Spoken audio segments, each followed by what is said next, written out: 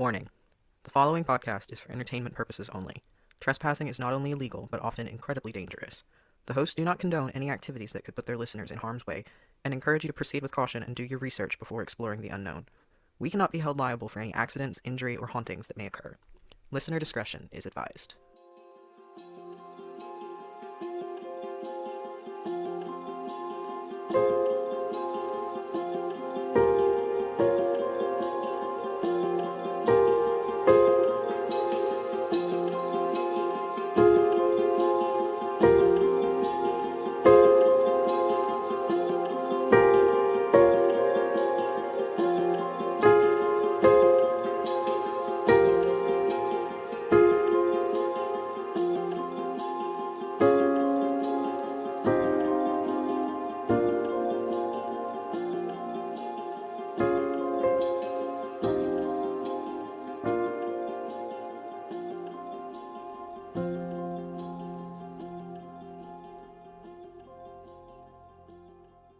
Alright, I think this is right. Yeah, that's right. Okay. So, let me find this tweet. The first thing in my drafts is, I'm scared. I remember typing this out at like 2 o'clock in the morning when I had to be up for work at 5, and I put, I love not learning new pop culture terms, love being blissfully unaware, I still am not sure what poggers means, I do not care, I am free. And I was so tired, I thought that was profound. Let's see.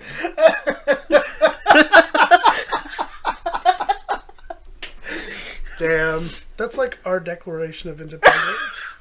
I'm gonna print that out on the wall. Declaration. Let's see. Where is it? There's one about Jack Black being sexy. Yeah, and it's in the drafts. Why? This one all it says, no capitalization, no punctuation, is, I want Ellen Ripley to knock me out cold. And I live by that. That's your truth, and you should speak it. Okay, here it is. Sometimes, facing your fears means letting out that earth-shattering fart in the public restroom, even if there are other occupants. Speak loud, even when your voice shakes, babes. No! Yeah, that one's in the drafts. Alright, well, you asked about an intro, and I had something that I was workshopping. Ooh. You want to hear it? Yes, please. Alright. Hello and welcome to the Abandonment Issues, a periodical podcast about the past, the paranormal, and the just plain perplexing. I'm your host, Em. And I'm Zack. How'd you feel? The other host. How'd you feel about that alliteration? You know I love alliteration. I do too. I got really excited about it. I was like dead asleep. Well, I wasn't dead asleep. I was very close to being though. Right. And I had that thought and I was like, fuck, I gotta wake up and type that. So it was worth it though. Thank you. I like it. I don't know if that'll stick, but I think it's a good start. Yeah. Well, so, howdy doody, how you doing? Oh god. Well, I just whacked my headphones against my mic and I think it's still vibrating. But otherwise, I'm doing great. That's good. How you been? I mean, I've been all right. Good. You know, we haven't seen each other. I mean, we haven't like recorded in 2 weeks. Yeah, it's been like 2 weeks. Yeah, I think so. It's been a second, but yeah. Yeah. Well, so this is our first official recording. The other ones were just tests, so this is it's interesting. A little different. Yeah. Like Em said, we did a couple of recordings, so we kind of like dipped our toes in the water of what it's like to just get behind the mics and stuff.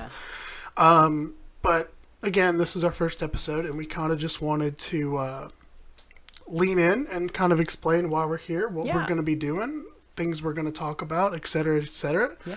So, do you want to? Let's start with the. We have a couple icebreaker questions. I'm so excited because so you know you have a college degree. I do. I have college credits, so we both went to college, and yes. You know it's fun to do the icebreaker questions when you start a class because even if you don't pay attention to anything that anybody else says, someone's going to say something that changes your life. Every single time. Yeah. Especially, I'm sorry to interrupt, but especially if you're playing two truths and a lie.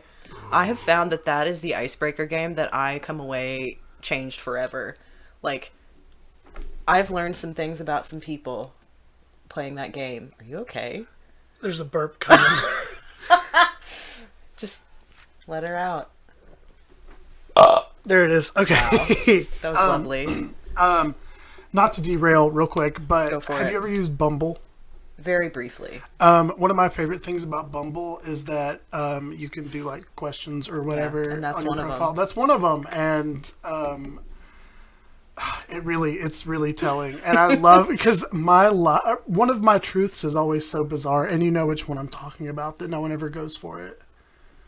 I honestly can't. The car. Oh, yeah. Yeah, that one is pretty unbelievable. But yeah, we'll save that for another time. I've seen that one. I've seen the repercussions of that one in real time. Anyway. All right, well. Episode 1, we're going to expose my entire past. Yeah. No. Okay, so when we first kind of started talking about the idea of this podcast, which really was just bred, I think, just out of kind of like a joke text that I sent, or that you sent. I don't even remember. It was. I mean, just the very cliche. We should start a podcast, and then it just kind of went from there. 2020. Yeah. It's nothing but boredom. But when we first started talking about what we wanted to do with our podcast, it really just stemmed from, for me anyway, just really wanting to bring light to the history that exists here in the South. Yeah, we didn't really say that. We are in the South. We're some good old Southern boys. Just a couple Southern boys. Yeah. No, we grew up very close to each other as far as like location. Yeah. And, our high schools probably taught around the same genre and path of like history. Yeah. It's all whitewashed and gross and blech. But it's only getting worse. Did you hear that Tennessee is like passing laws to how did they put it? It's such bullshit. Basically erasing any history of slavery or discrimination. I think they call it something like radical race theory. Well, that's great. Well, welcome to our podcast where we're going to nip all that in the butt. Yeah. Because truly, like Em just stated, it's only getting worse, apparently. Jesus Christ. Yeah, I found that out like a week ago. Hi guys, this is Em. I'm doing the editing, and I just wanted to clarify something really quick. When we were recording this episode, I misspoke, and I said that this concept was called radical race theory, but that is incorrect. The correct term is critical race theory, so I'm sorry for that error. If you don't know what a ban like this would mean, the short version is basically that American lawmakers are trying to dictate and restrict what can and can't be taught in public schools about the history of systemic racism and slavery in the United States. I'm going to include some links in our resources for the episode where you can learn more about this, and we really encourage you to check those out and do your research, because this is obviously an important part of American history for everyone, and to erase these topics from lesson plans really presents a biased and skewed version of events. So anyway, I'm sorry for that error, and I hope you enjoy the rest of the episode. But, there's just so much history and just stories that are just passed down by even just word of mouth down here in the South that literally just no one knows about. Yeah. And I think that really is what, like, piqued our interest, because when we were throwing around the idea of this podcast to begin with, it really was just like, we're going to find an abandoned building, we're going to dig into the research of it, and we're going to talk about this abandoned place. And from where we are now, it's really expanded to literally just like a history lesson. I think it's important to not only cover like the actual facts, but also I think like fiction and like urban legends and that kind of thing. I think that Right. sort of thing has a lot to do with storytelling and the culture of the area. Right. You have things from like the stories that your grandmother would tell you to keep you from being a little shit when you were a kid. Or, like why, if there's like an anecdote for like, why is the sky blue? How did this mountain range be formed? I think stuff like that is really interesting. And when you're driving along some random ass back road and you see an old house and you think, I want to know the history of that place. That is the kind of the kind of thing that I think really inspires me, is like seeing something, not knowing anything about it, wanting to learn about it. Exactly. And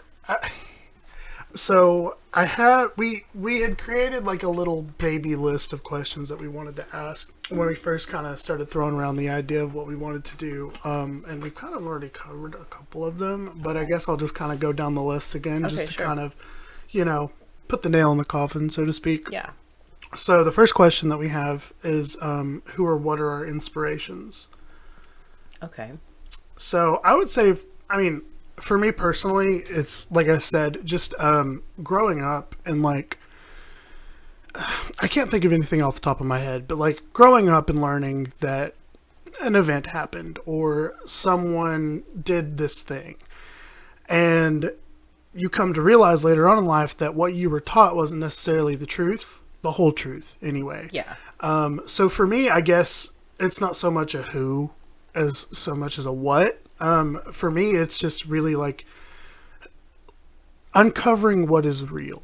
Okay. Yeah. I think that's a good way to put it. And I feel like, disclaimer, we are not perfect. We are probably not always going to do perfect research. No. We're not exposing all the facts in their 100% true form, because, we're just taking the information that we can find and putting that to use. But I agree. I think that that's a big part of it for me, is like, I can remember several times when I was younger, like having a teacher do a lesson and be like, oh, well, this thing happened. And then being like, okay, well, I want to know more about that, but I don't know how. And now, I'm an adult and I have better research skills. So Right. I think it's a far more entertaining use of my time than what I was doing previously, which was just laying on the floor and looking at TikTok. Right. TikTok truly worms in my brain. Yeah. But truly, this is just we've been batting around the idea of this podcast for a couple months, and just getting started and doing the research and like looking into these stories has been so much fun. Oh yeah. And I know the story that you're going to cover today has been one, Yes. and I've heard bits and pieces of it throughout our friendship pretty much, and we've known each other for a while. So I'm excited to get like the full, like get in there. Yeah, I'm excited about yours too, because it's I feel like maybe comparatively I might know just a tiny bit more about yours than you might know about mine today, just because Right. I've like been to this location and I've like Right. snooped around there. Everyone has Yeah. in this area. Yeah. But goals for the podcast? Do you have any goals in mind? I want a Lamborghini. I want to be Mr. Beast. I thought you I thought you were gonna say Mr. Bean. Oh my god. Which actually That too. derailed for a second, but this is relevant. Do you listen to, I know you like Grace Helbig and Mamrie Hart. Yeah, do you yeah. listen to their podcast? Oh yeah. Have you heard the one where they talk about how Mr. Bean has wrecked 2 McLarens? Yes! Apparently the man has like a 170 IQ and a passion, a deep burning passion for sports cars. And I don't know if he's wrecked 2 different ones or if it's the same one that he's wrecked twice, but he's currently trying to sell it for like $12 million. And I have thought about that fact all fucking week. All week. They were talking about cars at work yesterday, and I had to just like clench my fists and hold in the fact that I wanted to yell across the expo station, Mr. Bean has wrecked 2 McLarens. Anyway, Truly. sorry, but I had to get that off my chest. Oh my god. Rowan Atkinson, or what is his name? Rowan Atkinson? Mr. Bean? Yeah. I don't know his actual. I don't know. The only thing I know about Mr. Bean is that he's wrecked 2 McLarens. Oh my god. Jesus. Goals for the podcast for me. Yeah, Lamborghini would be nice. That would be nice, wouldn't it? No. Truthfully, and I feel like I've said this like 50 times already, it's just getting the information out there. Letting people be in the know about what's going on in the South, because I feel like there's like this weird stigma against the South, and that it's just poor and dirty, and and ignorant. And like, there's so much that goes on down here that no one really knows about because it is so outside of just like quote unquote like normal society, I guess, in other people's eyes. And that's even just like in the United States. Even outside of the United States, I'm sure that the South is just like a cesspool of jokes. And well, I agree with that. I think that it's very much there's a disconnect between like people who actually live here and people that have never been here and just see like how it's portrayed in the media. I think there's something like, I don't know the exact statistics, but I'm pretty sure that if you actually look at the numbers, there is so much more like diversity here than in a good deal of the United States. Like, right. I was reading something the other day that said that the South, the American South, is one of the most diverse places in terms of like LGBT folks. And I'm not sure if that's true, but honestly, I would believe it. So yeah, I think that that's very much getting the information out there, but also it's a desire. Personally, it's a desire for more information in general because I've lived here my whole life, and I feel like I know a lot of cool little bits and pieces about stuff, but you can always learn more. Oh yeah, that is my 100%. Motto. You can always find something else out, even if it's something that you think that you know everything about it. You can always like dig deeper and find out more. Yeah, so 100%. For sure.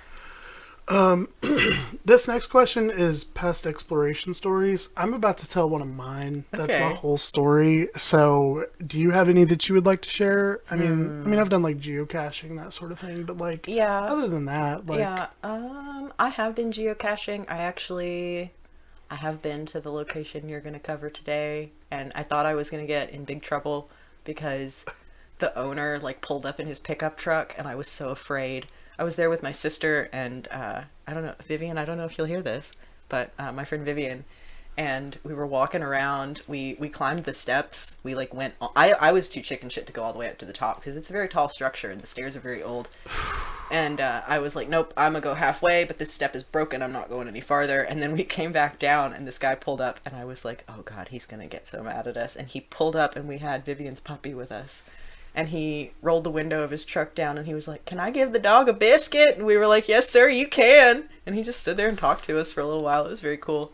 Yeah. But yeah, I can't really think of any other than that. Not offhand. I would like to make some more. Yeah, same. I have not been in an old building in a cool minute. Actually, I'm sorry. I did just think of one. You're good. We were walking around... I don't want to triangulate our location, but we were, a couple of my friends and I were walking around in this, like, kind of like a small back road, I guess you would say, near one of their houses, and there was this old kind of a house. I don't know if it was actually a house at one point or if it was just like a shed, but we hiked back a little bit off the road and went in there, and there was just like all these old bottles, like from the 50s, all over the floor, like glass bottles, and that's something that I collect. So I was like, oh shit, this is private property. I know we're probably trespassing. I'm gonna take some of these bottles. And I had a coat on with big pockets, so I put a couple of them in my pocket, and we hiked back out, and my mom called me. I was probably like, I don't know, 16, 17, maybe. She was like, hey, where are you? And I was like, oh, we went for a walk. We're walking back to so-and-so's house. And she was like, okay, well, we'll meet you up there. I have something to give you. And I was like, okay. And when she pulled up, I was like, I have something to give you. And she said, what? And I pulled out this crusty ass bottle of like vanilla extract from the 1960s and was like, here you go. And my mom, of course, I get that fascination from her. She also collects that stuff. So she was like, wow, this is so cool. Where did you get it? And I was like, well... that spooky building as the thunder claps. In that spooky house. And she was like, oh my God, that's dangerous. And I was like, well, we already did it. Yeah. So yeah, that was fun. I love doing shit like that. God, me too. Is this trespassing? I love trespassing. I do. Oh my God. Yeah. Any topics that you want to cover, discuss? Why? I think we both have like a list of stuff that we would like to cover in the future. Right. I will say I don't want this to be like specifically true crime. Like I don't want to have all my stories be in one genre. I will say that like some of them are paranormal related, some of them are true crime related, some of them are just general history. Same, yeah. I am always I have very much a morbid curiosity. Same. And I will do my best to treat those true crime stories with respect. And there is one in particular that I'm very interested to cover because I had never heard of it, and it happened like in the town that I grew up in, which is very small. Right. Not a whole lot of reported murders. Right. But his name is Joe Shepherd, and he was a killer in that area in the 70s, I believe. And I was having a conversation with a friend of mine one day when we were like first workshopping this. I don't think we'd even bought our mics yet. Oh, and we were talking about it, and she was just like, "Oh, well, you know about Joe Shepherd, right?" And I said, "No." And she was like, "Yeah, he murdered somebody and put her in the woodpile."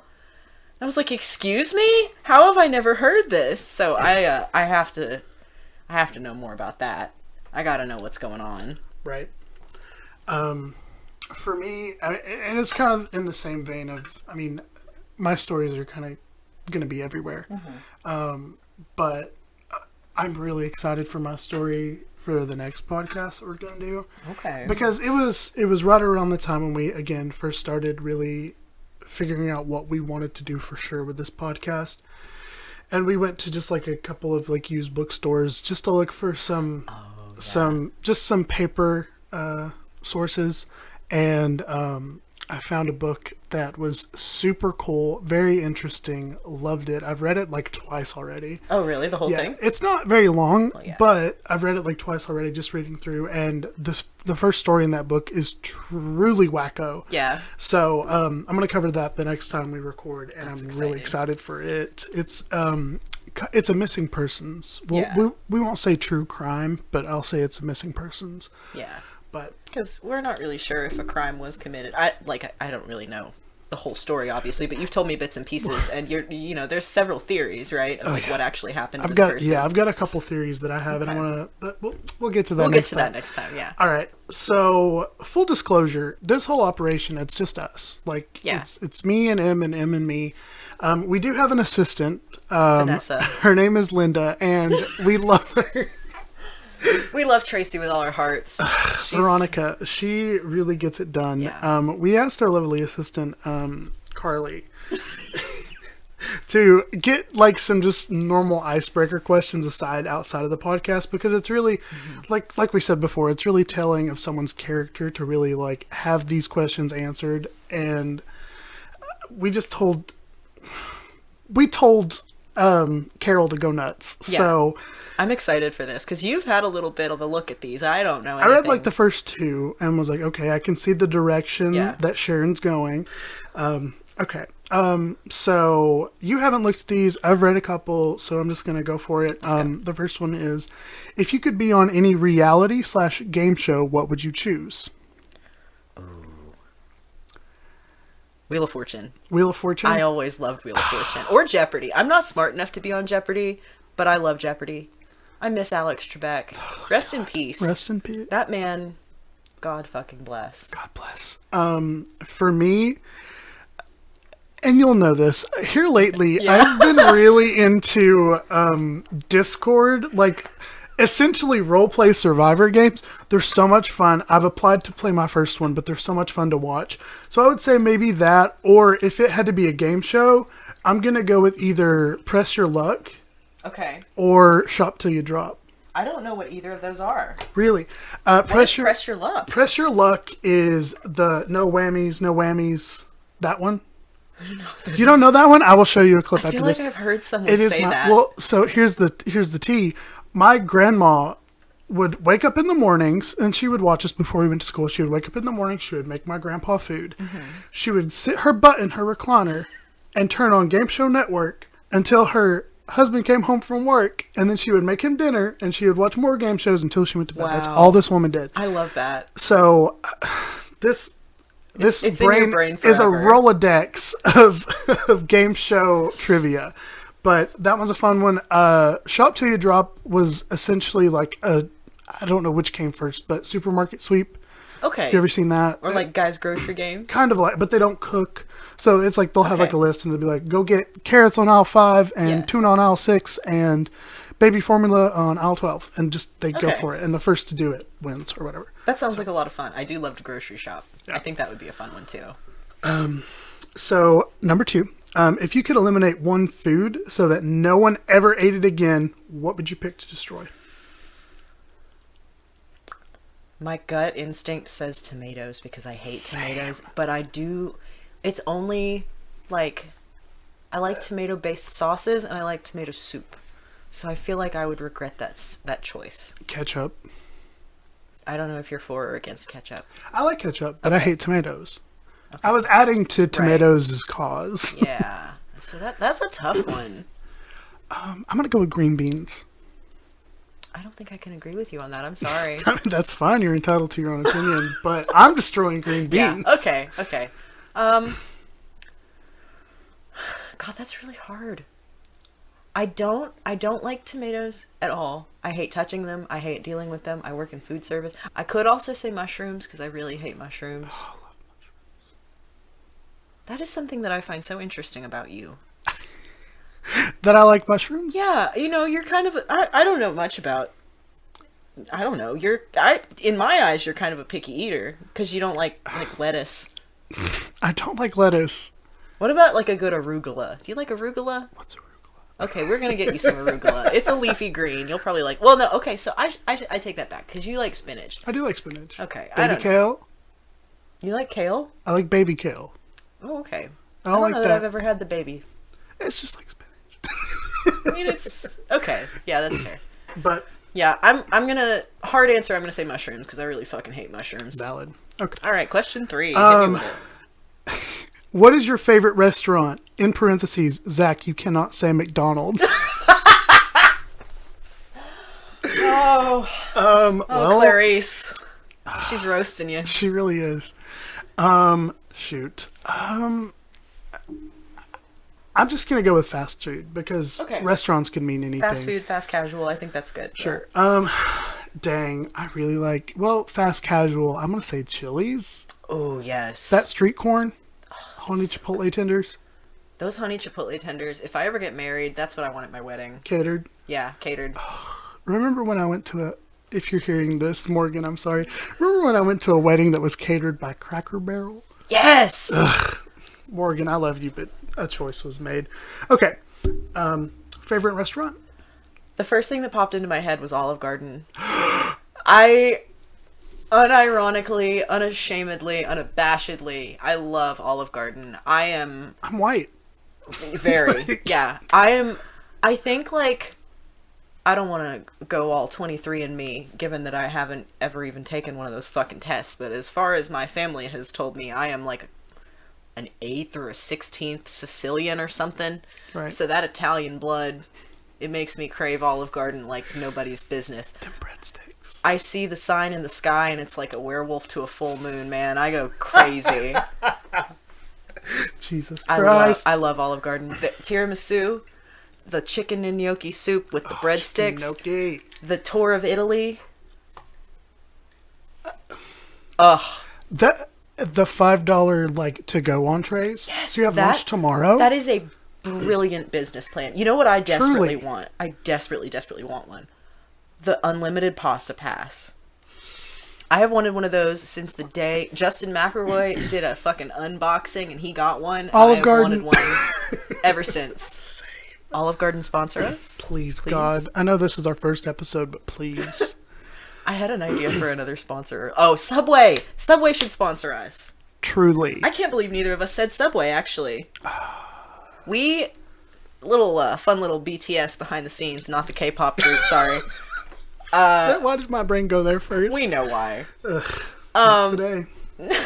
That's a song. Literally, every time we've gotten together to brainstorm, put together anything for this show, with the exception of maybe once or twice that I can't even recall, we get Subway every time. So we gotta eat fresh. Somebody at Subway headquarters say, hey, Sponsor the Abandonment Sponsor Issues. these people. Plead our case, please. Please. We'll send you merch if we ever get any. I'll figure it out. I'll use my art degree. All right, question 4. If you could take a trip anywhere in the world, where would you go? Forks, Washington. Oh my Final God. answer. Oh my God. That's a good one. Shit. Because genuinely, I don't know. Because I mean, there's so many places to go. Yeah, it's very hard. I always did. Okay, well, on the topic of my Italian heritage, Oh Jesus. I was supposed to go to Italy my junior year of college, and the trip got canceled because we didn't have enough people to go. And I was very excited for it, and I would still really enjoy it. Like, I would love to go make that trip because we were going to stay at a farm in Tuscany that's been there for like, I don't even know, since like 700 AD or some shit. That is crazy. Yeah, it's called Spinocchia. If you want to look it up, there's this incredible little, they have a good website with like a video where you can check it out. You get to eat like all the food that they give you, and all the wine that they have is like made on site.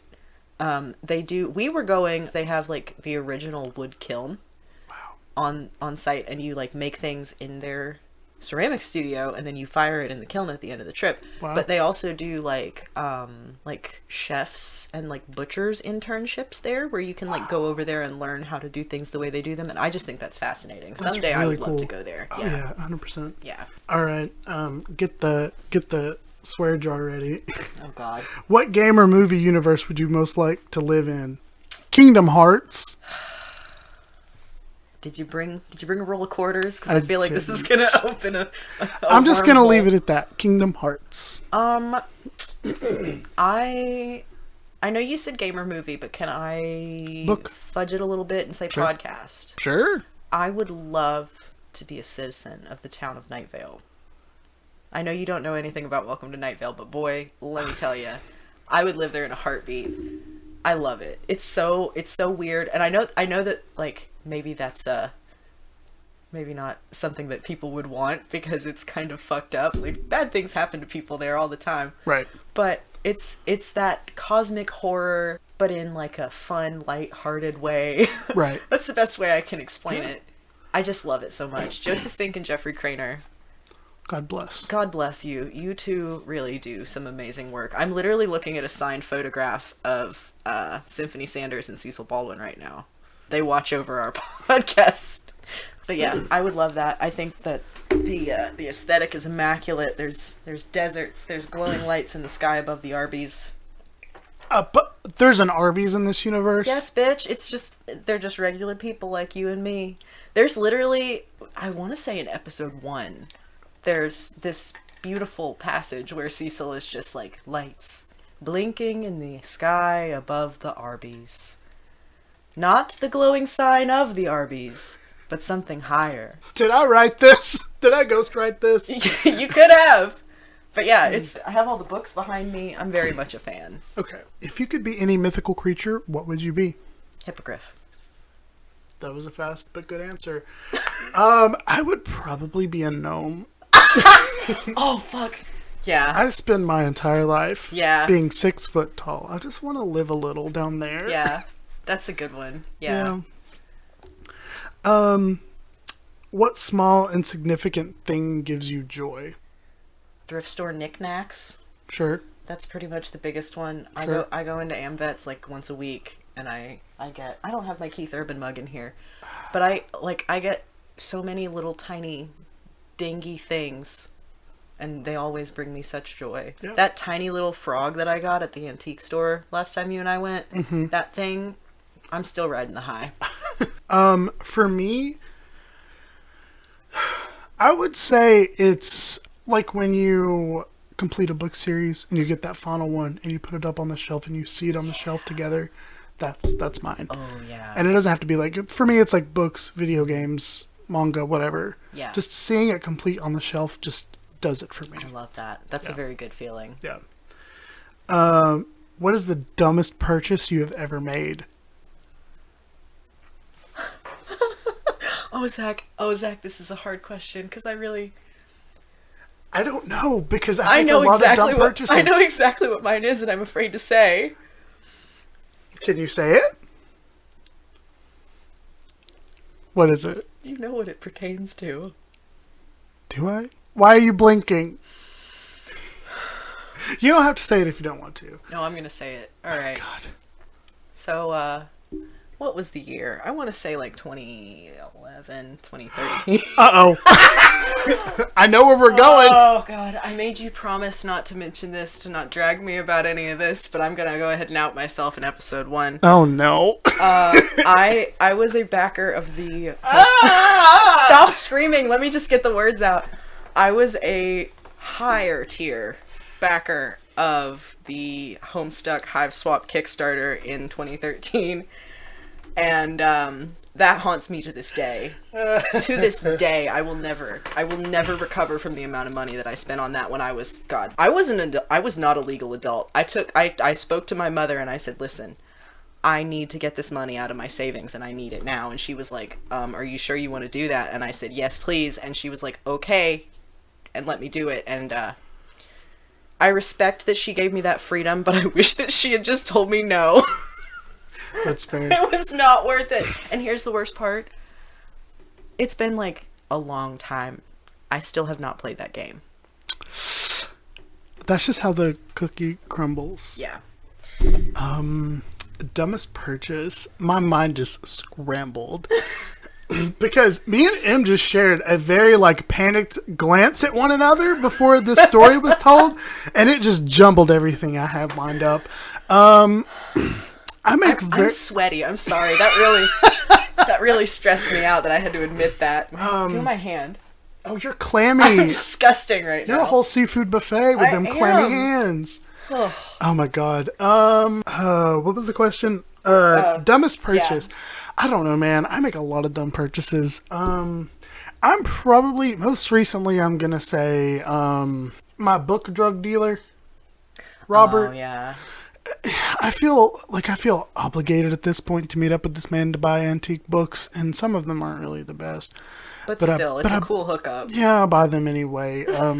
So the last time I saw this man, I bought like this like falling apart copy of like Orwell or something, and that's pretty dope though. I mean, it's cool. It's got a bunch of his like novels and shit. It was pretty cool, but like it's not in the condition that he said it was in. But it's fine, Robert, if you're listening.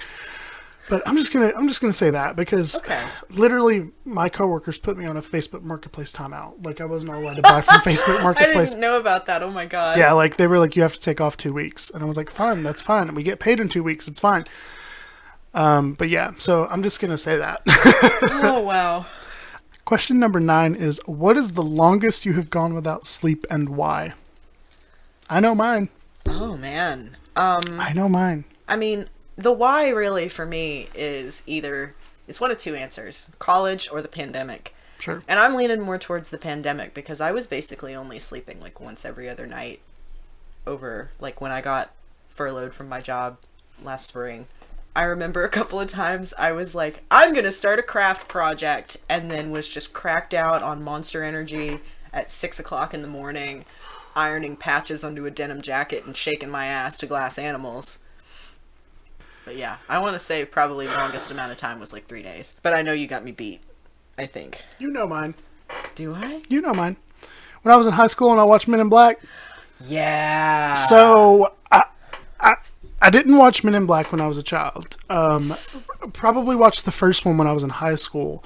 And then I watched the second one. And then there's that whole like subplot that there's a universe wrapped around like a cat's collar or whatever. It's in his little tag. And it sent me down a rabbit hole. I did not sleep for 4 days because I was deep into like infinite space theory, because I just drove myself crazy. I was like, if a cat collar can hold a universe, then what if we're the universe inside the cat collar, which I feel like was the entire point. But yeah.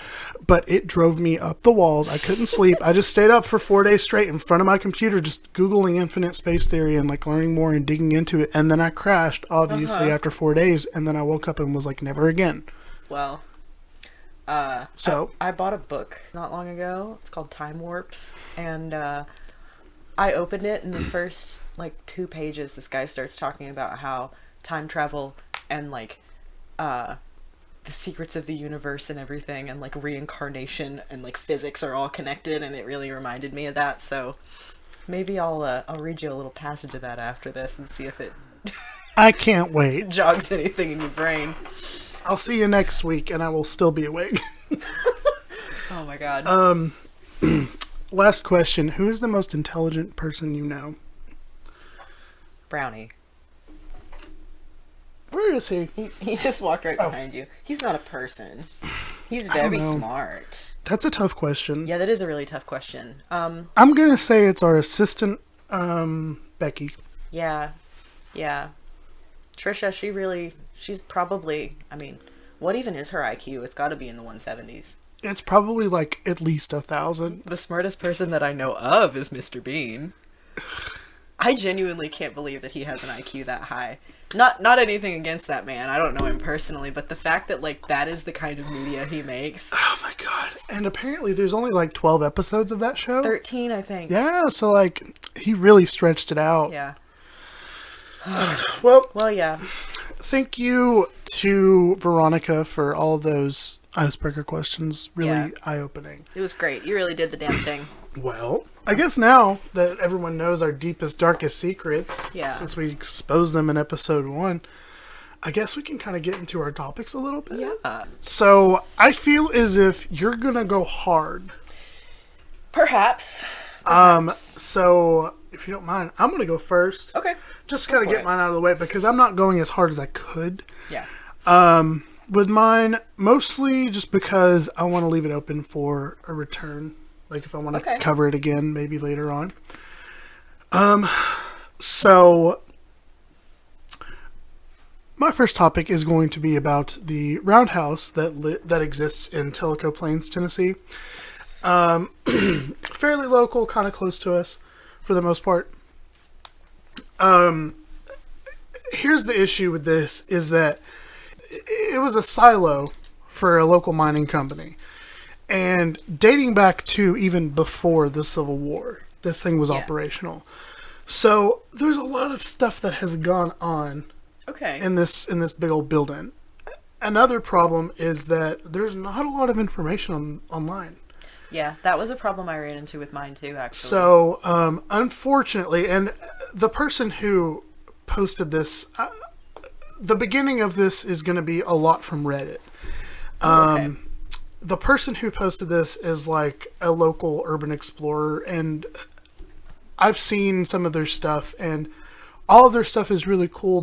Their photographs are amazing. They do posts on like Facebook and stuff here and there. Mm-hmm. All of their stuff is really like well researched and like really good, but I don't want to set a trend of making Reddit a, For sure. It's not like a primary source necessarily. Yeah, so... Do you want to, did you make note of who that person was, though? So the post that was made is by the Archer of Red on Reddit. That is their username. When we post all of our sources and stuff, I'll give a link to this specific post that I'm talking about. Excellent. Yeah, that was the problem that I ran into, and I guess that's probably why I didn't get as into it. Mostly because I kind of wanted to leave it open so that I could share a little bit about my own experience when I went. Cool. Okay. But I am going to give a little bit of a backstory about the area, the place, what all happened. Like I said, this was a post made by the Archer of Red on Reddit, all one word.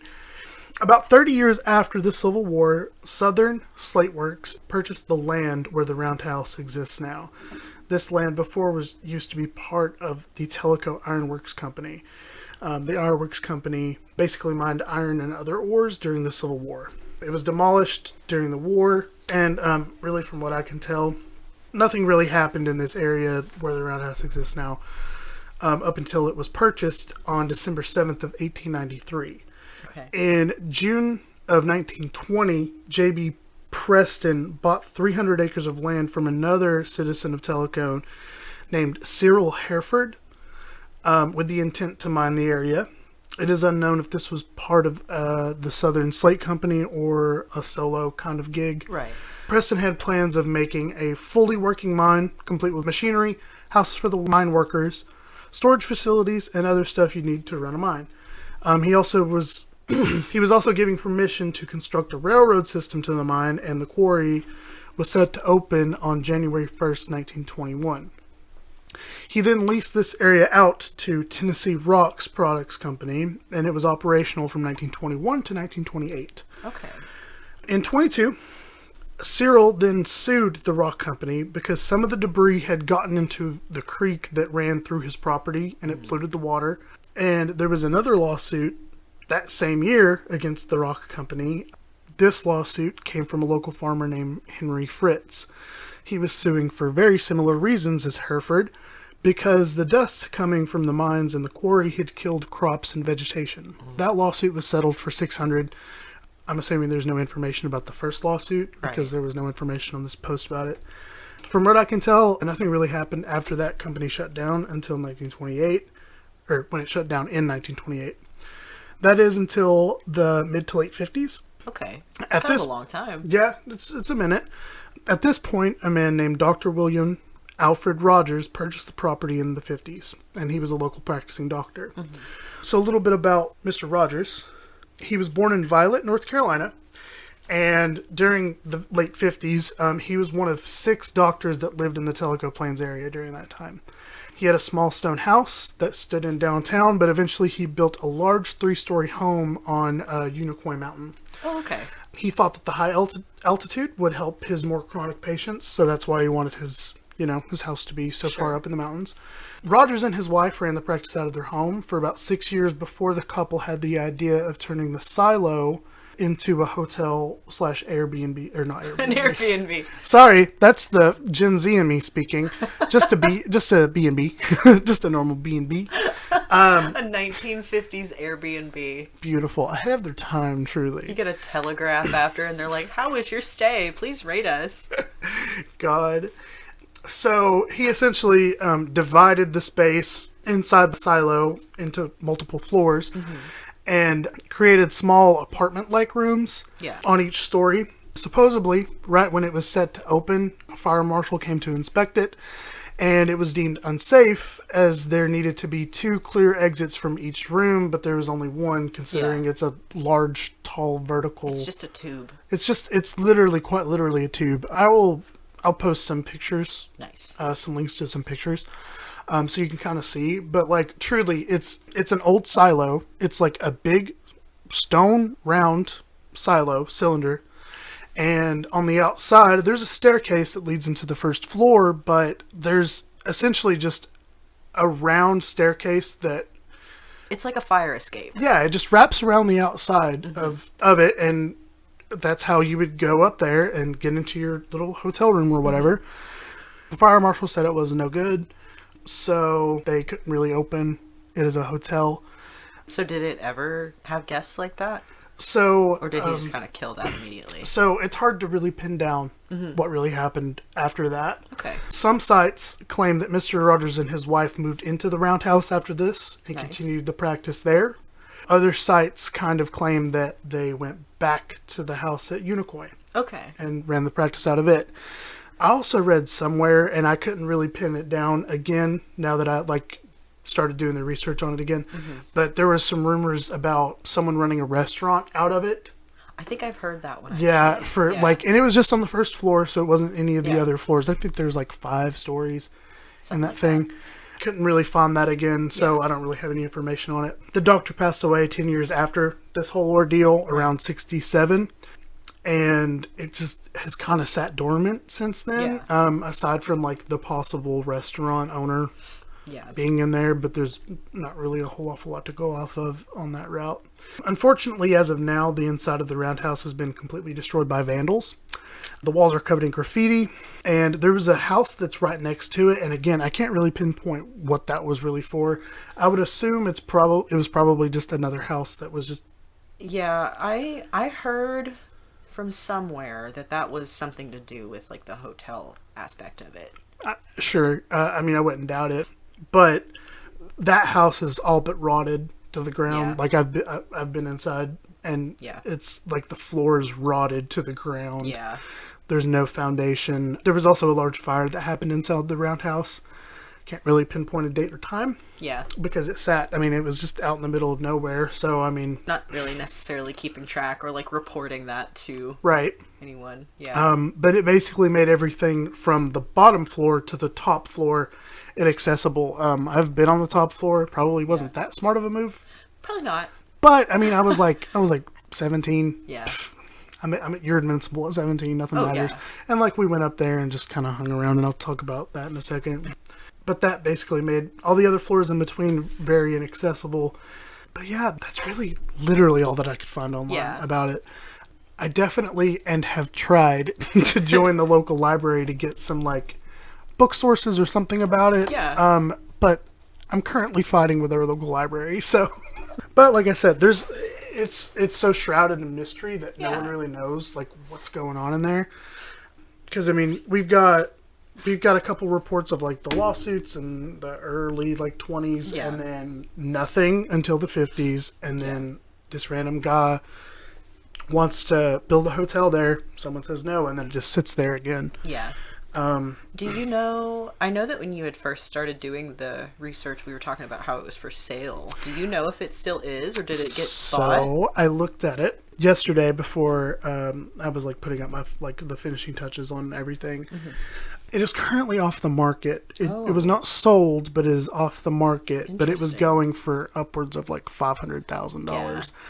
So I would love to buy it. Same. I would also. Subway? Subway sponsor us. Please. Subway, just buy us the Roundhouse. We will put a Subway in the bottom floor.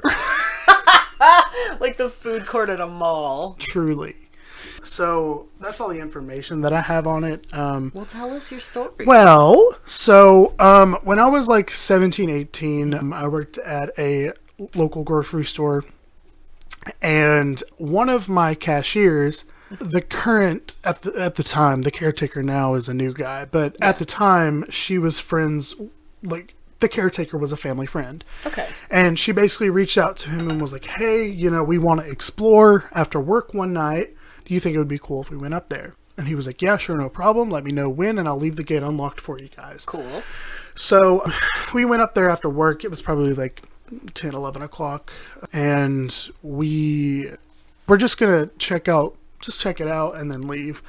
But I was just very curious and very fascinated. So we went into the first floor, and I will try and dig up photos too, because I took some photos, but the test of time has not been kind to them. Absolutely with not. Phones and just everything. I think they're on my Twitter somewhere, so I'll have to really dig and find them. So the first floor, like I said, there was a fire.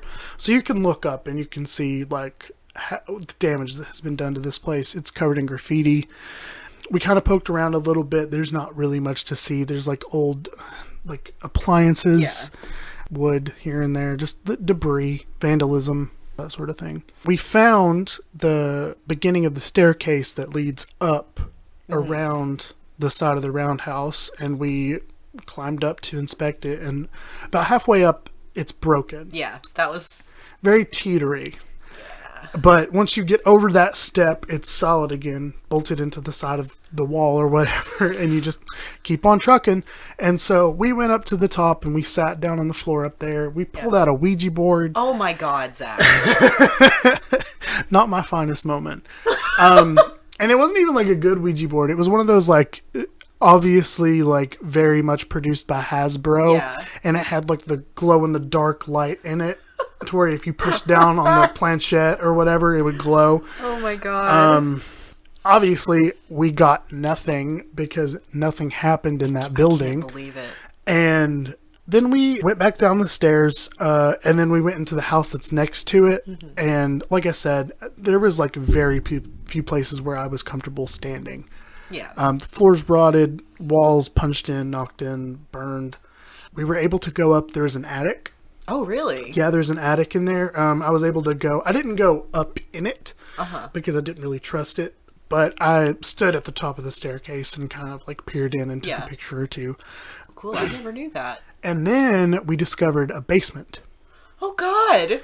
Like under that same house? Yeah. Here's the deal. And you didn't know this, did you? About the basement? No, I didn't know. So there's a basement, and it was like the stairs had rotted off. So you kind of had to hop in that hole. And Love it. we got down there, and it was like trash. Like, Yeah. like broken glass, Yeah. bottles, beer bottles, like cans, old like screen doors, like anything you can think of. Yeah. Old appliances, everything underneath that house. And then I saw like a little like filter of light off in the distance, and I was like, I'm gonna go in that direction. There was a tunnel. I knew you were going to say a tunnel, and I was so afraid. A tunnel that led directly underneath the roundhouse. Bro! It's crazy. That's really cool. I Very scary. very scary. I was like, this is some like. Have you ever seen House of Wax? No, but I think I know what you're talking about. Very House of Wax, like secret, like Yeah. Like trapdoors and trap. stuff. Yeah, was not a fan. So then after that, we kind of booked it out of there. Yeah. Because I was like, whose idea was it to build a tunnel? I don't even want to know. I'm sure there was a reason. I wonder if it was with the intent of it being a hotel, if it was like a service hallway or something like that. I mean, it has to be. Has to be. That's Otherwise, the only non-creepy answer. yeah, it's what's gonna let me sleep at night. But yeah, after that we kind of hot-tailed it out. I've since reached out to that same cashier. I mean, obviously neither of us work there anymore. Yeah. I've since reached out and asked if she knew who the current caretaker was, and unfortunately that caretaker had passed away. There's currently a new one. I wonder if that was the guy that I met that gave us a dog biscuit. Might have been. I mean, if he was nice. He was just a nice old man. Yeah. I never met him, but I'm assuming that, I mean, if he let a group of teenagers just go wild out at the roundhouse, he probably didn't care and was a nice guy. That's sad. Like I said a minute ago, it's no longer on the market, but when Yeah. it does come on the market, I will be very eager to see if it sells this time. Hopefully to me. Yeah. Maybe by then we'll get some sponsorship cash. Olive Garden, please. Can I trade an unlimited pasta pass for this house? I mean, truly. Like, I would get... It's worth its weight in gold. Truly. I mean, because, you think about it. We go to Olive Garden 3 times a day. Lunch, dinner, second dinner. We don't eat breakfast anymore. Oh my god. Well, I don't eat breakfast to begin with. Who has time for that nonsense? I do, but only because I'm at work. Are you eating a banana? And I'm eating a banana, and You're I'm being having a very monster. All right. Well, that's it for the Roundhouse. Okay. Like I said, Archer of Red on Reddit. Thank you so much for that post. There are a couple more that they have made about the Roundhouse. I only used the one. Yeah. So feel free to look into it yourself. I will be posting a couple links to some pictures, and hopefully I will be able to find the pictures that I took whenever I went. But we'll post all those. Thank you very much for that story. Today, Please go off. I'm very excited about this story because this is a story that has fascinated me literally since my childhood. I remember my teacher telling me about it when I was in, I want to say 5th grade. And then it turned out that there was a book about this guy, and I had the book because it was my dad's copy. And that's actually the copy that I used today for all my research. So, I am about to tell you the story of Mason Kershaw Evans, the hermit of Chilhowie Mountain. Yes. Basically, my sources, I did have a couple just for a little bit of fleshing out about the area and a couple facts about just the specific region, but everything about Mason himself came from the book because Gotcha. As I discovered, the man doesn't even have a Wikipedia page. Right. So, which isn't really that surprising because, the area that he was from was a very tiny place. It was in the early 19th century. There wasn't a whole lot. Right. So, let's get into it.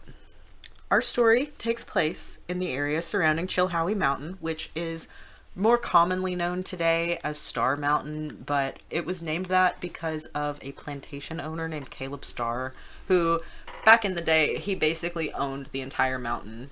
Chilhowie Mountain is located partly in the southwest corner of Monroe County, Tennessee, and in Polk County. It is in the Cherokee National Forest. The flat, plateau-like mountain is about halfway between Tellico Plains and Etowah, and its elevation ranges from 750 to 2,290 feet.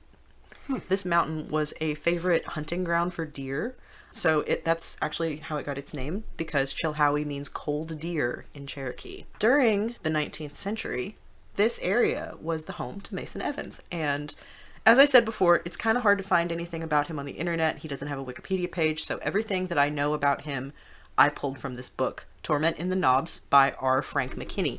And to quote the book, this book was written to give its readers the highlights of the main events from the early advent of the white settlers in the area during the early 20s, during the Hiwassee Purchase of 1817, the removal of the Indians in 1838, the Great American Conflict, the Civil War of the 60s, the building and operation of the fabulous White Cliff Springs Hotel atop Star Mountain, the coming of the railroads into McMinn County, and many other events of that century. So it's not just about Mason's life, it kind of encapsulates basically everything that was going on in this area at the time, because there was a lot of stuff going on. There was a lot of conflict. It was the time of the Civil War. It was a lot. So, it is a very interesting read, and it's one of the more detailed accounts of the history of this area. However, it's not without its flaws, because it was published in 1976. R. Frank McKinney was an old white man living in a very rural area of the South, so he had some prejudices, and I'm not really going to talk about that a whole lot, but if you do decide to, if this story does interest you and you do decide to pick up a copy of this book and read it, just go into it knowing that. There is also a lot of dramatization and speculation, and that is explained by another quote from the book that said, "Torment in the Knobs is a historical novel, but throughout, the author was at many times forced to draw from his own conclusions what was said in the conversations or dialogues between the people. This he believed was actually said, yet not verified. The pages of the book are written mostly in the newspaper reporting style, but not altogether foreign to the phraseology of fiction writers. In many places, it combines the two. There would have been no need to write this book, Torment in the Knobs, had there been a printed history of the east side of McMinn County and the lower reaches of Monroe during the 19th century. What little had been printed in the newspapers and periodicals was widely scattered and never compiled into a comprehensive history of the area. This book is not intended to be a history of either McMinn or Monroe counties, although the events mentioned took place in one or the other." The book was inspired by this pamphlet that was written in 1890 by W. F. McCarran, who was the founder and the editor of the Athenian newspaper. The pamphlet was called, this is a hell of a title, I thought the Abandonment Issues was kind of a long name. This pamphlet was titled The Wild Man of Chilhowie, A True Story of Mason Evans the Hermit, 40 Years in the Wilderness, the most wonderful creature of modern times, lives in a cave in this county, subsists on raw meats and stolen food. That's the whole ass title of a pamphlet. That's the whole pamphlet! Yeah, literally. So, the book also says, what a great many people thought was a legend was later unfolded as a fact, as 90 years later, when a house in East Etowah was being razed to the ground, an 1890 issue of the Athenian was found in the chimney and brought to me, the author, R. Frank McKinney, who was then the editor of the Etowah Enterprise. McKinney also did extensive research and interviews with local folks whose parents and grandparents had either met Mason or had seen him visit their homesteads. Okay. So there's this hermit. I was waiting for it. Oh my God. There's this hermit. R. Frank McKinney is the king of the fucking run-on sentence. This man could ramble. I think he's dead now. Probably. He had a lot to say, and not a whole lot of punctuation to put in it. He had a lot to say, and no comma, period, comma splash was going to get in his way. Lots of question marks, though. That is evidenced by his introduction to the story of what happened to Mason Evans. He said, "What happens to a man when his sweetheart suddenly jilts him? Does he take it in stride, or does his brain snap and he resort to unearthly things? What really did happen that day in 1848 in a little schoolhouse in Monroe County, Tennessee, that caused a brilliant teacher to suddenly walk out of the schoolroom, head for the mountains, never to say another intelligent word, and live there on snakes, rabbits, or other raw meat, and what he could forage from the mountaineers' chicken houses or gardens, and for 40 years? Let's find out. Let's find out. Mason was born May 10th, 1824, in a log cabin at the base of the Chilhowie Mountain. At the time, the Chilhowie region was occupied primarily by the Cherokee tribe of Native Americans. The capital of their nation, Chota, was only a few miles from the Evans home. Mason's parents were named Robert and... I'm sorry if I pronounced this wrong. I believe it's Hebrew. Her name is Karen Happuch. That's Keren-Happuch.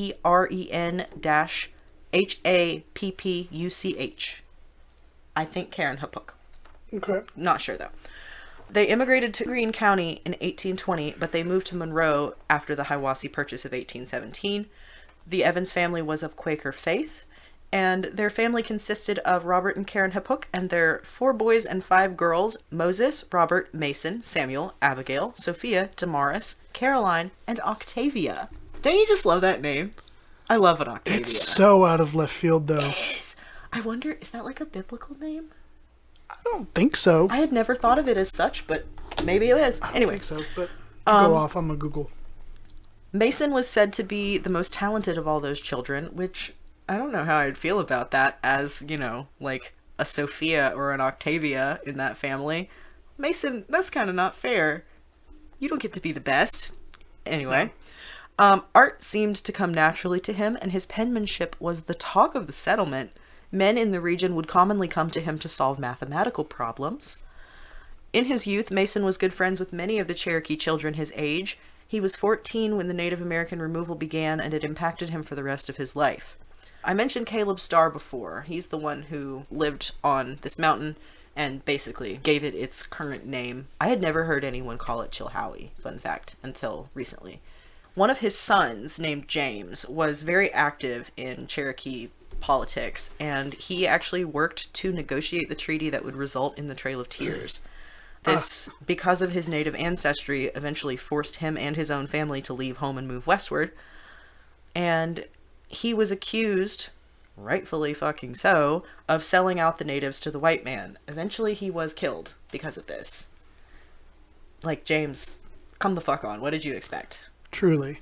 Hello. Okay. And I don't want to make light of that, obviously, because it was this horrible thing. I at one point I had the numbers written down here, but I must have moved them.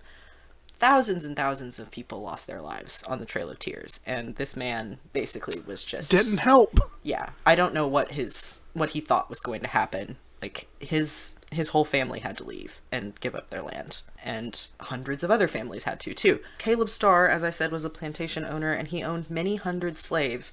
This is another really grim part of this story, because the way it's written, it kind of makes it sound very praisey. Like, they basically kind of put him on a pedestal a little bit, and they talk a lot about how much the people Caleb Starr literally bought and sold adored him, and how much pride they took in their work for him.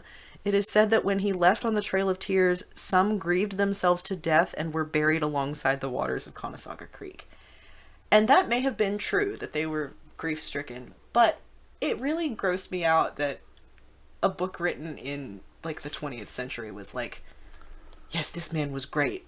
He owned hundreds of people. Yeah. Anyway, but that's just, I only included that to highlight the way it is kind of a biased telling of this story. Right. But again, it was pretty much the only source I had. Right. Within a year, the treaty was signed and the removal began in 1838. What at one time had been 50,000 square miles of native territory had been reduced to only a few hundred. And until he saw them driven from their homes to an unwanted territory in the west, Mason Evans pleaded the case of the white settlers. After 1838, he formed a different opinion, but kept it to himself, is what the book says. Okay. I would imagine that was a pretty traumatic experience, like having all these friends and then seeing them be forced to move away. But right, yeah. Anyway, so Mason went on to become a captain of a militia, commissioned as such by the governor in 1841. He was 17 years old. And then, in his adulthood, he, instead of, I think he was supposed to, like, go on to be a general or something. He had initially thought he would have a career with the military. But he was so smart that they were like, well, we would really rather you be a teacher. So he accepted a job as a teacher at a local school. Now we get into the heartbreak, is what I have titled this chapter. Yay. Essentially, the cause that is attributed to Mason deciding to go off into the wilderness forever is that he had his heart broken by his sweetheart. No one knows her true identity. What is known about her is that she was the daughter of a prominent doctor in the area. Quote, she was the apple of his eye, an only child whom he loved more than life. Quote, no one would ever say, nor was it ever in print, who was the prominent doctor or what was his daughter's name. Was it because people wanted to protect the girl? Or was it because the doctor was so influential in Monroe County that no one would ever dare to even breathe a scandal such as the Mason Kershaw Evans affair? it's all written very dramatically. Right. Like a tabloid. But she was a co-teacher with Mason at the same school. They spent a lot of time together in the schoolhouse, but they would also go out together and roam around in the forest. They would ride their horses together. Mason would paint pictures for her and draw for her. They just had a great time together. And when he proposed to her, she accepted. Mason didn't really want to tell anybody, but she insisted that she had to tell her father, so he just said, okay, well, you tell your father and I'll tell my mother, and that'll be the only people that we tell. So, earlier, before we got started, this is one of those places that I said you could really tell where I was getting tired of their bullshit and just tired in general. Right. Despite her anonymity, the author of the book gave her a name that I find quite honestly to be fucking hilarious. Dawn O'Day. And I put here, like, bitch, what is she, a leprechaun? Like, and okay, so the whole thing with that was there's this very dramatic story of her birth because Mason's mom was a midwife, and though her father was a doctor, he decided that it was bad luck to deliver your own baby. So he called for Mason's mother because she was an experienced midwife, and she was actually pregnant with Mason at the time. He and Dawn are only a few months apart in age. Cool. So she was born at the break of day, and so the author was like, well, her name is Dawn O'Day. Oh. Yeah. My God. What's his name again? The author? R. Frank McKinney. R. Frankly. I don't like it. Yeah. So, as I said, Mason's mother was the midwife who delivered his eventual sweetheart. What? Another thing. What? I wouldn't care about bad luck. Well, I guess this was a different time period. But, yeah, just, it's free. Just have the baby. You don't gotta worry about it. That's free real estate. That's free real estate, truly. But, I mean, as soon as I said it, I was like, they didn't really have hospital bills. Yeah, well, here's the thing, too, that bothers me about this whole debacle is that I had a lot more about this whole birth scene when I initially was doing my notes because it was just... it's so hard to tell what of this was actually true and what of it was speculation because everything seems like it's speculation the way it's written. Right. Because there's this whole scene where Dawn's mother is obviously in distress. She's in labor. She's in pain. And he just fucking backhands her and tells her to quiet down. And then she dies. Yeah, she fucking dies. She dies in childbirth. Okay, first of all, he smacked the hell out of her. She falls back, quote, whimpering onto the pillow. He drugs her to keep her calmer. And then when she does deliver the baby, she dies. And he's like, oh my God, my wife died and I slapped her. Like, no shit. First, you shouldn't be slapping your wife in the first place. What the hell? So yeah, that really... I'm sorry, I just got real loud. But no, you're speechless. It frustrated the hell out of me. I could really go on about this book. So he slaps the mother of his child until she literally falls back on the bed. She dies. And that is part of why he was so protective of his daughter. Ironically, in turn, when Mason was born, the doctor was the one that they called on to deliver him. So this family structure and like this community, they're all very tight-knit. It's a very small place. They all know each other. As they got older, Dawn was very drawn to Mason because of his skills in the arts, and she quickly became friends with him.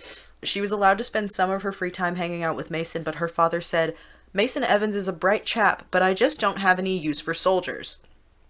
It was speculated that he felt this way because he maybe had something in his past that made him kind of resent the military. A lot of people in this story in particular were draft dodgers for the Revolutionary War, which is a really weird thing to think about. 100%. I don't know why. I never really thought about the Revolutionary War having been, like, having had a draft. But I guess that makes sense. Yeah. So yeah, it's possible that that's why he felt that way. He, in general, was very possessive and protective of his daughter, and so she never really brought up the topic of her having any sort of affection for Mason until he proposed to her, and she said, well, I have to tell my dad. So she went home, and when she told him that she had intended to marry Mason, they had this massive argument, and he forbade her to marry him. And as incentive to not marry him, he promised her the farm and $1,000 in gold if she would turn Mason down. Now, I didn't Google how much $1,000 in gold would have been in 1820 whatever. Actually, no, that was later. I think this is like 1840. This is also one, in your story you had said that there weren't really a lot of exact dates. There are very few exact dates in this too. So basically I have his birth date and his death date and anything pertaining to the Civil War that was recorded by the government, but nothing specific in between.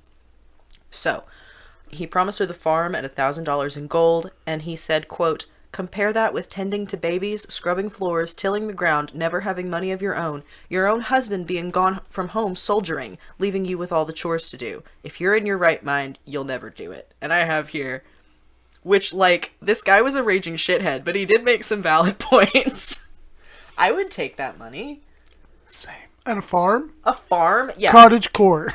Yes, exactly. I didn't mean to scream, but... That's how you feel about cottage core. I love it. I love it. Dawn didn't go to school the following morning. Mason received a note from her father's gardener informing him that she would not be in school that day and her students were to be sent home with instructions to return the day following. So Mason accepted that, but he was acting very strangely after that. He was very anxious and his students were taking notice. Quote, "At times he would lose his train of thought, stop his teaching, stare into space, and after a moment of silence would again gain his pupils' attention by frequently running his fingers through his hair, laughing foolishly and whispering to himself." End quote. Students feared that he had been bewitched because they had seen him act similarly at religious camp meetings, writhing, wringing his hands, and crying. There's another quote here. "This was the first time anything like this had happened to him since he fell sick at his brother's home in Mississippi several years back." He had gotten really ill. I don't think they ever said exactly what he had, but he had a very high fever. And so this is kind of where they think things started to really affect him, because he was kind of, it was a high enough fever that it was starting to affect his brain function, and they think that may have permanently damaged his brain. And his brother had actually said that he had congestion of the brain, but Mason said, "But I wasn't crazy." Okay, this is another... basically any quote that I'm going to say is certainly written by R. Frank McKinney and not by the actual people that have said them. It says, "But I wasn't crazy. It was the high fever that caused me to go out of my mind," he rationalized with himself.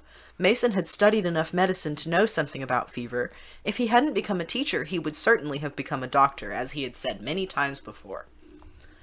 So, he wrote all of this behavior off as anxiety, and he told himself that he would see Dawn after class. The gardener came back and brought him another note telling him not to leave until Dawn showed up, which I think is kind of funny, because why send this poor man to the schoolhouse twice when you could have just said, "She ain't coming to school today. Also, Mason, hang out for a little bit after." Yeah. Put it in the same note.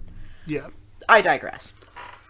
So Dawn comes up, and they have this fight. She breaks it off with him. She basically does that whole thing of, like, even though she didn't actually hate him, she played it up like she really hated him just to, like, make it a cleaner break, which I get, I guess. Been there. Yeah, it happens. Doesn't make it hurt any less, but no. That's what happened. So he was devastated, and he got on his horse and he rode away into the forest to be alone. After that, he eventually went home, but Mason didn't come inside to get his food like he always did. So his mom looked outside and she saw him run into the barn, grab a coat off a hook, and run back into the woods, leaving his horse behind. And she said to his brother Milton, "Mason's gone off without his supper. Wonder where he's headed for." And Milton replied, "To Panther Cave, I guess. That's where he's gone a lot lately to write poetry and compose songs for that female school teacher. He says Panther Cave is the quietest place in the knobs for when you want to meditate." Now, what we'll learn here is that Mason is a douche. Or not Mason, sorry, Milton. Milton very much hated this girl. Like, he, the whole time, is portrayed as, like, just thinking that she has the worst of intentions. He literally calls her a witch at one point, and that's another thing about this, all the exaggeration I've talked about before. Instead of portraying it as what I believe it to be, and what I think most people that would read this in modern times to believe, is that Mason was sick. He had some underlying illness, and his behaviors after this point were possibly inflamed by trauma, But to me, it all reads as very much, this man had undiagnosed mental illness in the 1840s. However, they demonize the shit out of Miss Dawn O'Day. Great. Constantly talk about how Mason is wandering around in the woods just thinking about how he misses her, thinking about how she destroyed his life. Milton is constantly quoted as saying that she ruined everything for him and, like, destroyed his future. It's fucked. Literally all she did was break up with him. Right. So, that really is another beef I have with this book. Panther Cave. Panther Cave is this cave on the western side of Chilhowie Mountain that was, as the name implies, known for being a hiding place for panthers, and it became Mason's primary hideout in the years following this event. His family went looking for him there after he ran away, but they didn't find him because he had already left and he was on his way back to the house. That evening, they heard someone in the barn and they thought that someone had broken in, but when his father went in to investigate, he found Mason sitting on the floor in his horse's stall, hugging his legs, which they say, like, this is a great horse, but I would not want to be down there. No. A horse could kill you straight up with one kick. Oh, yeah. Not the point. Mason's crying. He's sitting on the floor. He's hugging his horse's legs, and he keeps repeating to his family, I had to see my horse. I had to see my horse. He's the only one who would understand me. And same. Like, Mason, I get it. Listen, I understand you. I was a horse kid, okay? My mom still has horses. They're good animals. You still could have got kicked in the head. But his family convinced him to stay and have a meal with them, and his mother told him to sit down at the table, but he wouldn't. Quote, instead, he began prancing the floor with bodily agitations and jerks. He ran his hands through his hair, jerking his head back and forth, then letting his body fall on the floor, writhing as if in extreme pain. Robert and Milton tried to get him off the floor, but he fought them off. Finally, Mason righted himself, began to sing in words never heard before, singing most melodiously, not from the mouth or nose, but entirely from the breast. That still boggles my mind. I have no idea. He would run from one corner of the kitchen to the other and back again, often barking and grunting with each jerk of his head. And his family basically thought that what was happening to him was, quote-unquote, a spell, similar to behavior that they had seen people exhibit at Methodist camp meetings, such as, like, speaking in tongues, that kind of thing. So Mason was obviously in distress, and they didn't know what to do. One of his parents said, Mason's just like the man in the Bible who was possessed by demons, full of unclean spirits, until Jesus sent them into a herd of swine. But what could have caused such a thing? And that was another point at which his brother Milton was like, it's all that woman's fault. Called her a witch. And they didn't, like I said, they didn't have any idea what was happening because they had no understanding of mental illness or any kind of brain injury knowledge or anything like that. Right. So they just kind of tried to make him comfortable and placate him. But they finally fed him. And it said, Mason ate his meal ravenously with his hands rather than any other utensils. He ate everything they put in front of him and downed 2 quarts of coffee. Which sounds like a great day. I would love for that to be me. Same. I want to do that. Same. They tried to convince him to explain what had happened, but he jumped up from the table, grabbed a knapsack from a hook on the wall, and ran back into the woods. His brother Milton was a medical student, and he insisted that one day he would become a doctor and he would fix Mason's problems. We're going to time skip a little bit. Sure. In July of 1850, there was a 10-day stretch of near constant rain. It brought widespread flooding to the region. Many people were forced out of their homes, and dead animals, human waste, and debris were washing up in massive quantities on the farmland. And I feel like I should specify, in this area where this is all taking place, it's a lot of, like, floodplains between mountains. So when it rains, even now, it's really easily flooded. Yep. And 10 straight days of rain. It was bad. It was very bad. Mason, at this point, had been living in the wilderness for about 2 years. His father had sold off his horse because Mason wasn't around to care for him.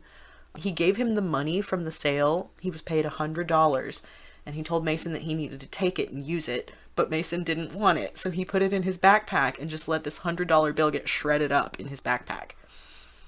Mason. Yeah. But he didn't have any use for money. He was out in the woods. Fair. And at this point, he had become an expert at chicken snatching, taking food from gardens in the middle of the night, anything he could find that he could eat. He was an expert forager. He knew all the berries and roots and stuff he could eat. He did eat all his meat raw, but, you know, he didn't really have anything to cook with living in a cave. Yeah, you gotta do what you gotta do. Yeah. Although, I mean, it's not like he didn't know how to light a fire. It's just, you know, he just apparently didn't really cook his food. That didn't kill him, so I guess it's okay. But yeah. Disclaimer, if you're listening to this and you're considering the Mason Evans diet, don't. Cook your chicken thoroughly. At this point, he'd lived out there for 2 years. Dogs would bark and chase him up trees, and hunters had to, like, come and call them off to rescue him because they would treat him like a bear. Oh my God. And overall, he was adapting to his new life. He was learning how to function out in the wilderness. But things were about to take a turn because the Evans family was victim to a lot of the flooding damage. They lived right on the banks of the creek, and they had to clean up a lot after the storms. And by this point, all of Mason's siblings had grown up and moved away or gotten married, so his parents were all alone to deal with this. And this is topical, unfortunately. The flooding brought with it something worse than just property damage. It brought illness. There was an epidemic of typhoid fever, and people just started dropping like flies. Like, entire families were dead in days.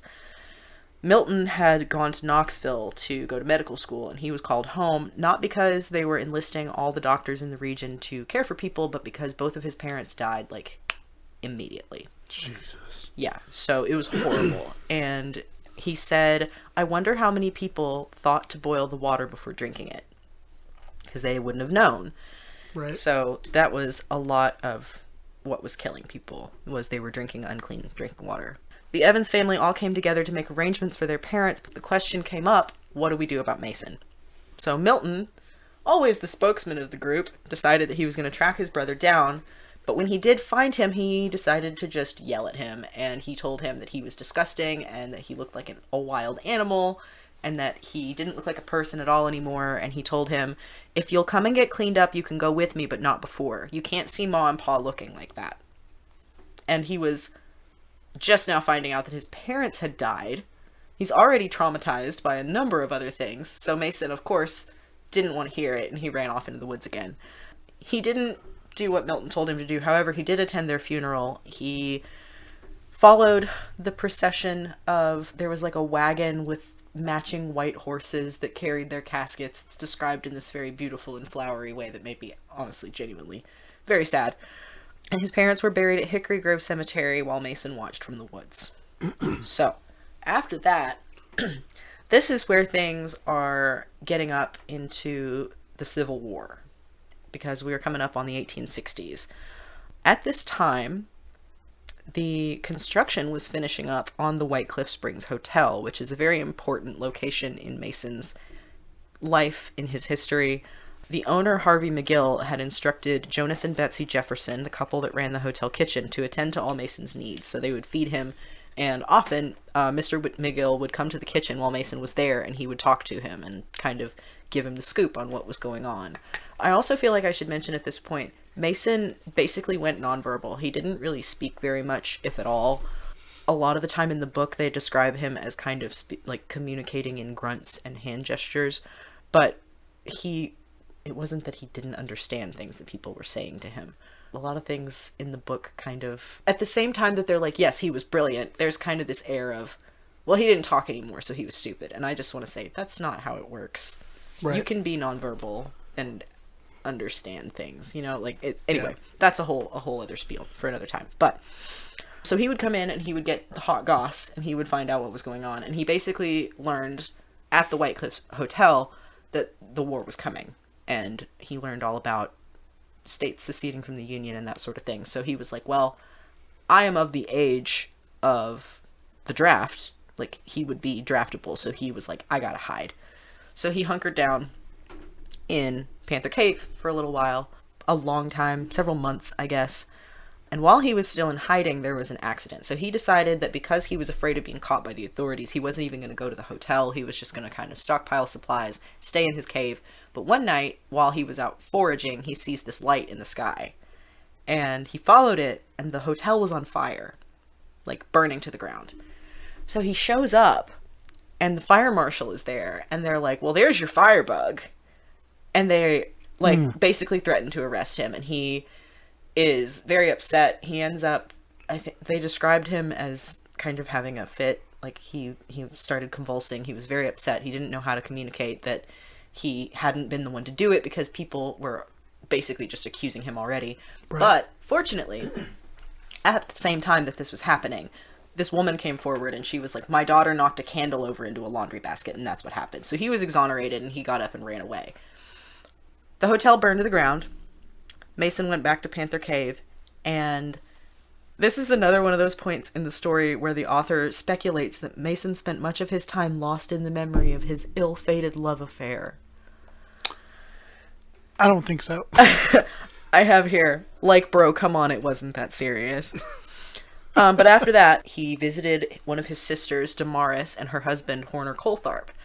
And to his surprise, he learned that his brother Milton had become a doctor, like he said he would, but instead of doing anything to help Mason, he filed paperwork with the court system in Monroe County to declare Mason a lunatic and subject to the confinement in a lunatic asylum. Milton also sold the land that was willed to Mason without his consent, and basically was like, okay, cops, go get him. Lock him up. Very helpful. So I don't like Milton. Yeah, Milton's a shithead. Truly. Damaris and Horner explained to Mason that Milton had moved away, but he alerted local authorities to be on the lookout for him. Damaris requested that her husband build a shelter for him where he could be supervised and he could be safe.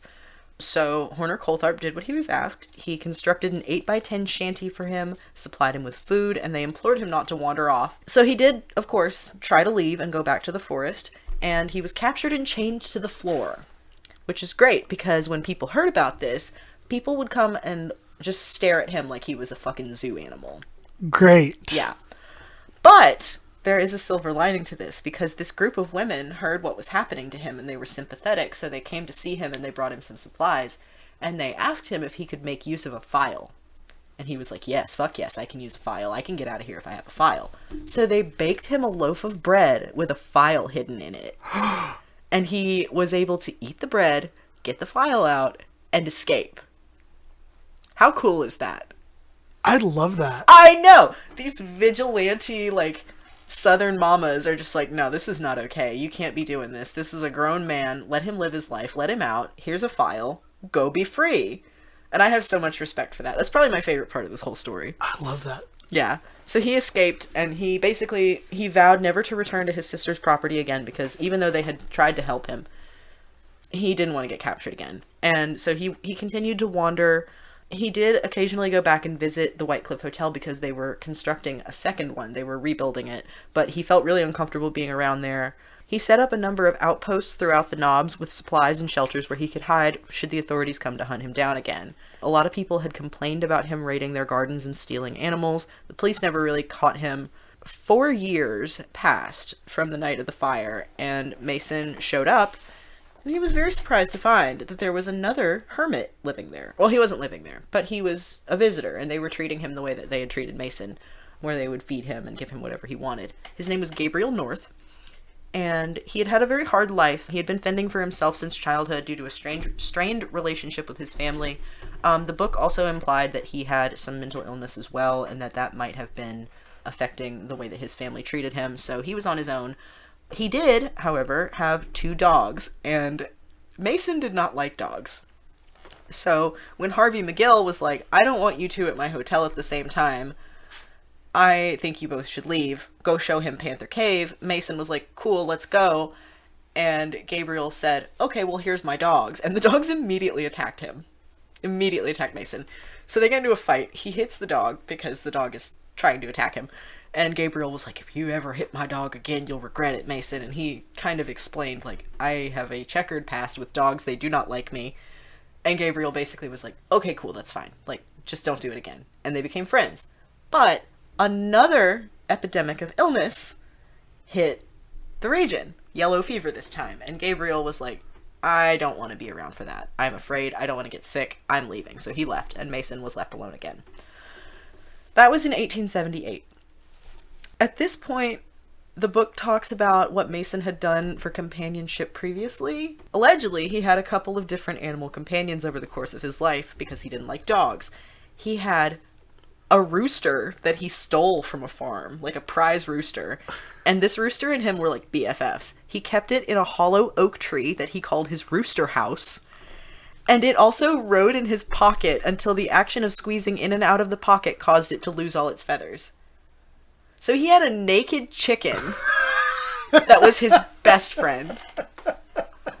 I love that. I know. Oh my god. He also befriended a very large yellow tomcat, which followed him around for a long period of time. Now, here's the thing that's kind of icky. The rooster eventually died, and Mason ate it. Which, yeah. I'm gonna go ahead and say I get it, because he, you know, you gotta do what you gotta do to survive. And he was already, like, catching and killing chickens before that. Sure. The thing that bothers me about this is that people were very into the speculation that he ate the cat, too. I was afraid you were gonna say Yeah, and I don't know that happened. That's another thing that is just in there for shock value, I think. I think so, too. I feel like he was smart enough to know not to eat the cat. Yeah, I don't know. And honestly, who the hell am I to judge him even if he did?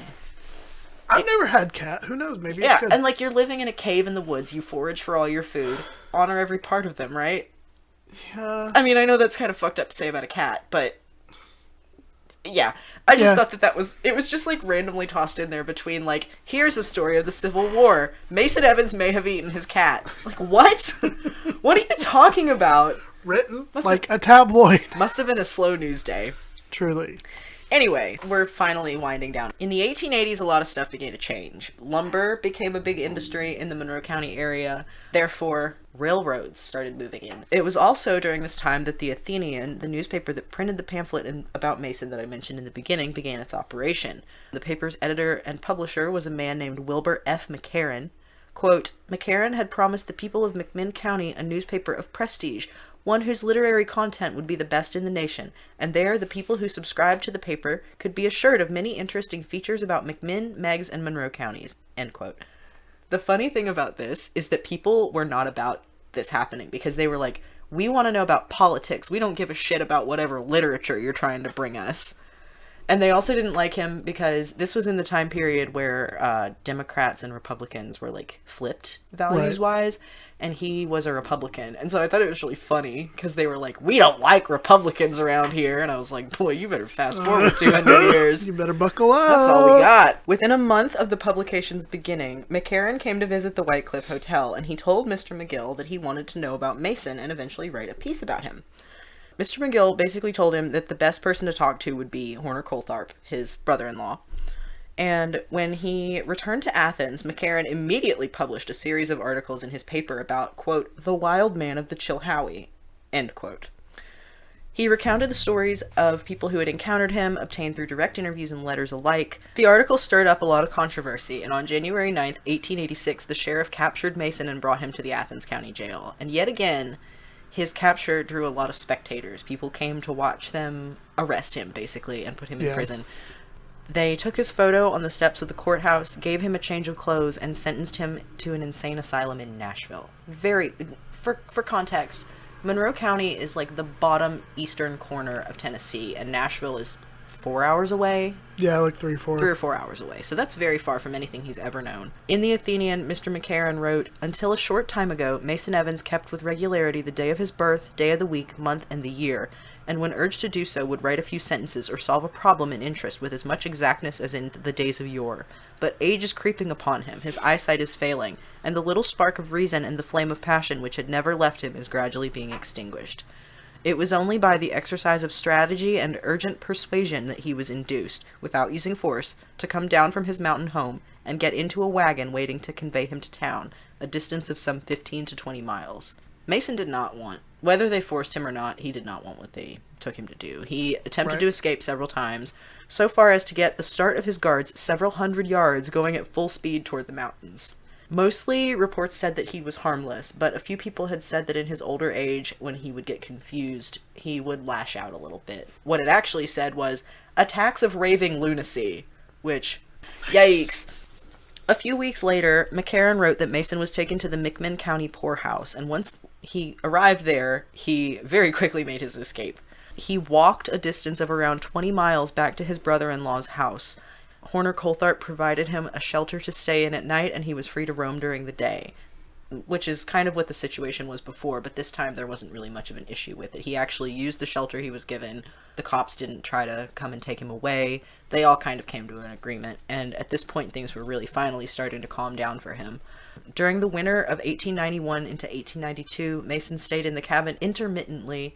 He continued to visit the White Cliff Kitchens, and he was very grateful for the service that they gave him because he was 68 years old and his health was beginning to decline, so any food that they could give him, any warmth, he was grateful for. And unfortunately, on the morning of January 11th, 1892, Mason's body was found frozen sitting under a tree.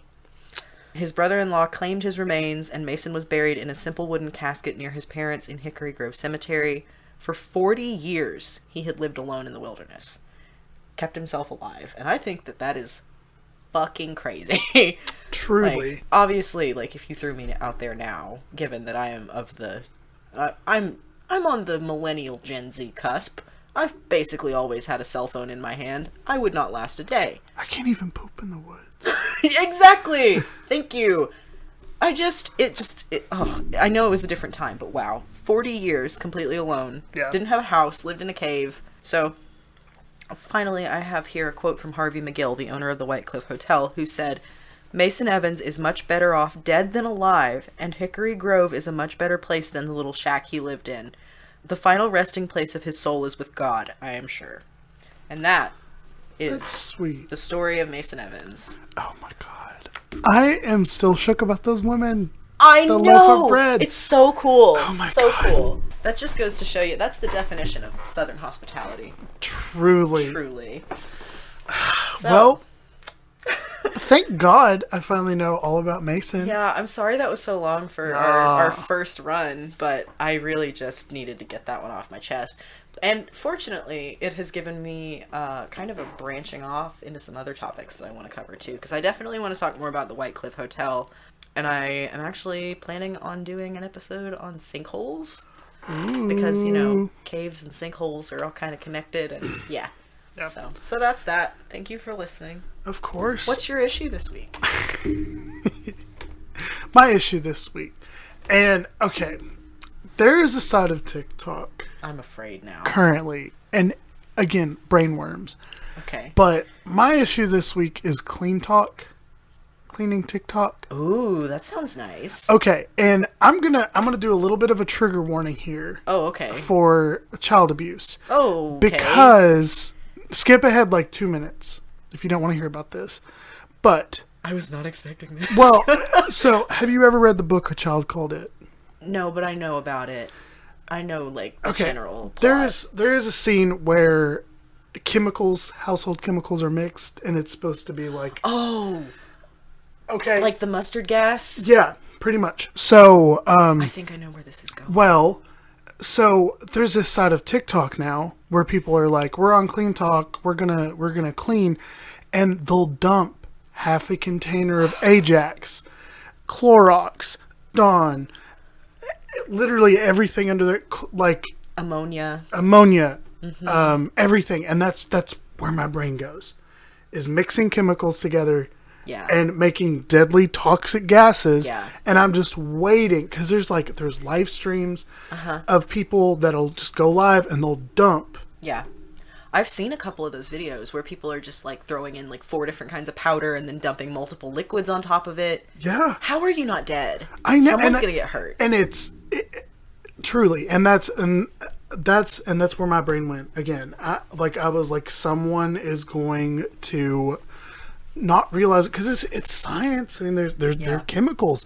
You're mixing shit together. You don't know what you're mixing. Like, something's gonna happen. Someone's gonna get hurt, and it's because these people on TikTok are like, oh, I'm gonna make a rainbow in my toilet today. Can I say, I feel like a lot of that stems from the fact that we don't have home ec in schools anymore. Yeah.